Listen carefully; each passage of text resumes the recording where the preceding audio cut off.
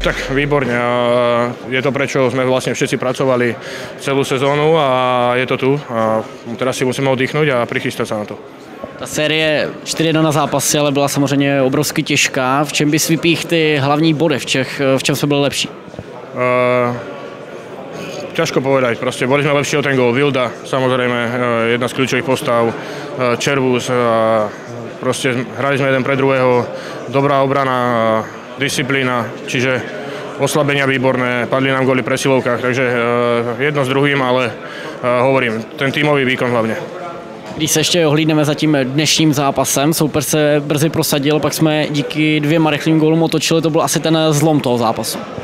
Tak samozrejme, boli by trošku na koni, keby vyhrávali dlhšie, ale zase sa ukázala tá sila toho týmu, že sme to hneď na to odpovedali dokonca 2 gólmi.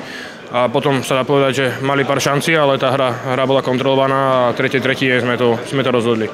Právě ty si vyrovnával na 1-1, dal si gól ve druhém zápase, na ledě tě bylo hodně vidět, hodně si tam lítal, tak asi se taky cítíš dobře. Tak my sa cítime celá lajna super, klape nám to. Výborne sa doplňame a sme silní na puku, čiže vytvárame si šance a teraz to padlo mne, ako Konde odvádza výbornú robotu aj Nick, takže my sme radi za to a musíme v tom pokračovať. Podruhé za sebou bylo východočeský derby v play-off, jak jsi užíval tu atmosféru a vyprodaný stadion? Tak super, hlavne doma v Pardubiciach to bol hukot, ale takisto aj v Hradci. Výborná atmosféra, výborný hokej aj z ich strany,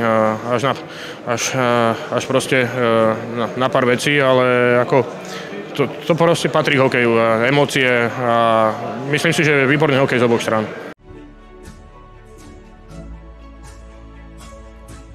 Developerská společnost D+D Real, generální partner HC Dynamo Pardubice.